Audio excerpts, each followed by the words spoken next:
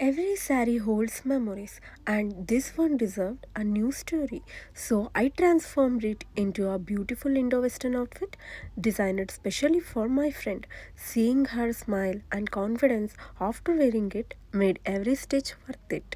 And when I asked for a review, ಪಲ್ಲು ಸಕ್ಕತ್ತಾಗಿ ಬಂದಿದೆ ಪಲ್ಲು.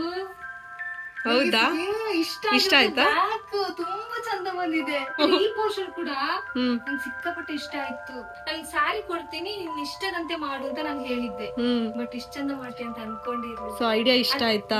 ಸಿಕ್ಕಾಪಟ್ಟೆ ಇಷ್ಟ ಆಯ್ತು. ನನಗೆ ಏನ್ ಹೇಳಿದ್ದೆ ಅಂದ್ರೆ ಒಂದೇ ಒಂದ್ ಹೇಳಿದ್ದೆ, ಲೈಕ್ ಇಂಡೋ ವೆಸ್ಟರ್ನ್ ಲುಕ್ ಮಾಡು, ಸ್ಲೀವ್ಲೆಸ್ ಇರ್ಲಿ ಬಟ್ ಇಂಡೋ ವೆಸ್ಟರ್ನ್ ಲುಕ್ ಮಾಡು ಅಂತ ಅಷ್ಟೇ ಐಡಿಯಾ ಕೊಟ್ಟಿದ್ರು. ಬಟ್ ನೀನ್ ನನ್ನ ಈ ತರ ಕನ್ವರ್ಟ್ ಮಾಡ್ತಾ ಹಿಂದೆ ತಿರ್ಗ ಹಂಗೆ ನನ್ನ ನಿಜ ಹಾನೆಸ್ಟ್ ಒಪಿನಿಯನ್. ವಿಡಿಯೋ ಮಾಡ್ತಿದ್ದಾಳೆ ಅಂತಲ್ಲ, ಬಟ್ ನಿಜವಾಗ್ಲೂ ಹಾನೆಸ್ಟ್ ಒಪಿನಿಯನ್.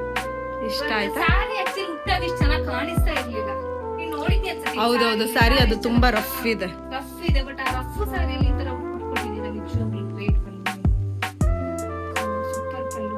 ಹೆಂಗ್ ಬೇಕು ಹಂಗೆ ಇದೆ ಎಕ್ಸಾಕ್ಟ್. ಆಯ್ತು ತೆಗಿಯಕ್ಕೆ ಮನ್ಸೇ ಬರ್ತಿಲ್ಲ. ನಿಜ ಹೇಳ್ಬೇಕಾದ್ರೆ ಇದ್ರಲ್ಲೇ ಹೋಗೋಣ ಅಂತ ಅನಿಸ್ತಾ ಇದೆ. ಅದ್ರಲ್ಲೇ ಹೋಗು ಕೀರ್ತು, ಪರವಾಗಿಲ್ಲ.